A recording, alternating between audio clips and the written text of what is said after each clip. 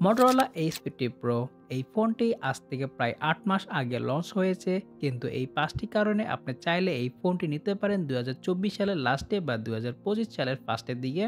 আর বর্তমানে এই ফোনটি পাওয়া যাচ্ছে ডিসেন্ট সিরিজেতে মাত্র ৪৫,০০০ টাকা, ১২ জিবি র্যাম, ২৫৬ জিবি স্টোরেজ। তাদের কন্ট্যাক্ট ডিটেলস থাকতেছে ভিডিও ডিসক্রিপশনে।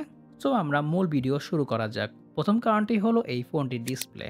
ফোনটিতে থাকছে 6.7 ইঞ্চি 2 colour panel with 1.5K resolution, আর এই ফোনটি হলো POLED with HDR10 plus supported. তাছাড়া থাকছে LTPS 144 হার্স রিফ্রেশ রেট, যা আপনার ইউজার এক্সপিরিয়েন্সকে আরও বাটার স্মুথ করবে। আর আপনি চাইলে এখানে অটো অপশনটি ইউজ করতে পারেন, তাহলে আপনার ব্যাটারি কিছুটা সেভ হবে। তাছাড়া থাকছে 2000 নেট স্পিক ব্রাইটনেস, যার ফলে আউটডোরে ইউজ করার ক্ষেত্রে আপনার তেমন কোনো প্যারা খাবেন না। কার্ভ ডিসপ্লে হওয়ার কারণে কন্টেন্ট ওয়াচিং এক্সপিরিয়েন্স ছিল খুবই ভালো। সো যারা কার্ভ ডিসপ্লে পছন্দ করেন তাদের জন্য হতে পারে একটি গ্রেট চয়েস। তাছাড়া থাকছে এই ফোনটিতে IP68 রেটিং, স্টেরিও স্পিকার এবং কি ইন ডিসপ্লে ফিঙ্গারপ্রিন্ট স্ক্যানার সিকিউরিটির জন্য। ২ নম্বর কারণটি হলো এই ফোনটির ক্যামেরা। ফোনটিতে থাকছে ট্রিপল ক্যামেরা সেটআপ, যেখানে থাকছে 50 megapixel main camera with OIS, 10 megapixel telephoto lens with 3x optical zoom, আর থাকছে 13 মেগাপিক্সেল আল্ট্রা ওয়াইড। আর এই ফোনটির সামনে আপনারা পেয়ে যাবেন 50 মেগাপিক্সেল সেলফি ক্যামেরা। ফোনটির মেন ক্যামেরা এবং কি সেলফি ক্যামেরা দিয়ে আপনারা সর্বোচ্চ রেকর্ড করতে পারবেন ভিডিও 4K 30fps। তাছাড়া থাকছে 1080 3060 এবং কি 120fps স্লো মো ভিডিও, যেখানে আপনারা পেয়ে যাবেন EIS এর সুবিধা। আর এই হলো এই ফোনটির 4K 30fps এর ভিডিও স্যাম্পল। আর আপনারা ভিডিও স্যাম্পল দেখেই বুঝতে পারছেন এই ফোনটির ভিডিও কোয়ালিটি কিরকম। আমার কাছে প্রাইস অনুযায়ী এই ফোনটির ক্যামেরা কোয়ালিটি ভালো লেগেছে, কিন্তু 4K 60fps হলে ভালো হতো। ক্যামেরা কোয়ালিটি কথা বলতে গেলে খুবই ভালো লেগেছে আমার কাছে।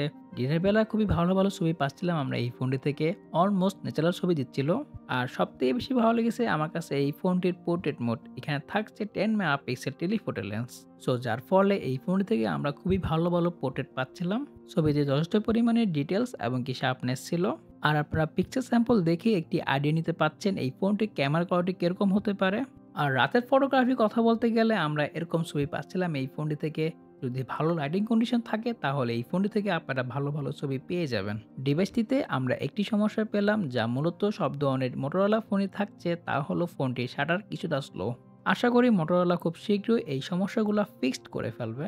৩ নম্বর কারণটি হলো এই ফোনটির পারফরম্যান্স। এই ফোনটিতে ব্যবহার করা হয়েছে কোয়ালকম স্ন্যাপড্রাগন 7 Gen 3, থাকছে Adreno 720 GPU, আর থাকছে 12 জিবি র্যাম। সো যার ফলে আমরা এই ফোনটি থেকে দুর্দান্ত একটি পারফরম্যান্স পাচ্ছিলাম।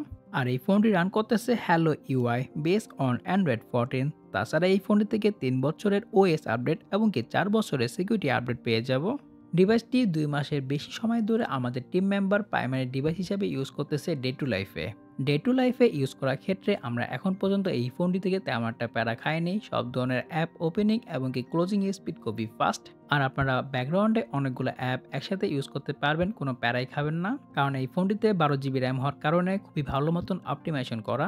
আর মোটরোলা স্টক অ্যান্ড্রয়েড প্রোভাইড করে, সো যার ফলে এক্সট্রা হাবিজাবি কোনো অ্যাপ থাকছে না ফোনটিতে। সো ক্লিন একটা স্টক অ্যান্ড্রয়েড এক্সপিরিয়েন্স পেয়ে যাবেন এই ফোনটি থেকে। ৪ নম্বর কারণটি হলো এই ফোনটির ডিজাইন এবং কি বিল্ড কোয়ালিটি। ডিজাইনের কথা বলতে গেলে মোটো S50 সিরিজের সবগুলো ফোনেরই ডিজাইন ব্যাকপার্ট অলমোস্ট সেম বলতে গেলে। ফোনটির সামনে থাকছে গোরিলা গ্লাস, এই ফোনটি পিছনে থাকছে ইকো লেদার, আর এই ফোনটি সাইডে ব্যবহার করা হয়েছে অ্যালুমিনিয়াম ফ্রেম। তো সেই ক্ষেত্রে এই ফোনটির ডিজাইন এবং কি বিল্ড কোয়ালিটি খুবই শক্তপোক্ত। তাছাড়া এই ফোনটি কিছুটা লম্বা, যাদের হাত আমার মতন ছোট তাদের জন্য এই ফোনটি এক হাতে ইউজ করতে কিছুটা কষ্টদায়ক হবে। আর আপনার হাত যদি হয়ে থাকে আমার মতন ছোট, বা আপনি একটি কম্প্যাক্ট ফোন ইউজ করতে পছন্দ করেন, তাহলে আপনার হতে পারে Motorola H50 Neo best choice. আর এই ফোনটিরও ফুল রিভিউ দেওয়া আছে আমাদের চ্যানেলে, ভিডিও লিঙ্ক থাকছে ভিডিও ডিসক্রিপশনে এবং কি আই বাটনে। তাছাড়া এই ফোনটির ডান পাশে থাকছে পাওয়ার বাটন এবং কি ভলিউম বাটন, আর নিচের অংশে থাকছে speaker, charging port, secondary mic এবং কি সিম ট্রে। আর সর্বশেষ কারণটি হলো এই ফোনটির চার্জার, যেখানে থাকছে 125 ওয়াটের একটি ফাস্ট অ্যাডাপ্টার, যা আপনার ফোনকে 18 মিনিটে ফুল চার্জ করে ফেলবে। ফোনটিতে ব্যবহার করা হয়েছে 4500 mAh ব্যাটারি। সো ওভারঅল বলতে গেলে 40,000 টাকার ভিতরে একটি অলরাউন্ডার ফোন খুঁজতেছেন, তাহলে আমার মতে মোটরোলা H50 Pro হতে পারে আপনার জন্য বেস্ট চয়েস। সো আজকের এই ভিডিওটি এই পর্যন্তই। ভিডিও ভালো লাগলে ভিডিওতে অবশ্যই লাইক এবং কি শেয়ার করতে ভুলবেন না আপনাদের ফ্রেন্ডের মাঝে। পরবর্তী কোন ফোনের ভিডিও বা রিভিউ চান তা জানাতে পারেন কমেন্টে। সো আজকের জন্য আমি বিদায় নিচ্ছি। আমি শাহাদ হোসেন সজীব, শাহাদ থেকে আল্লাহ হাফেজ।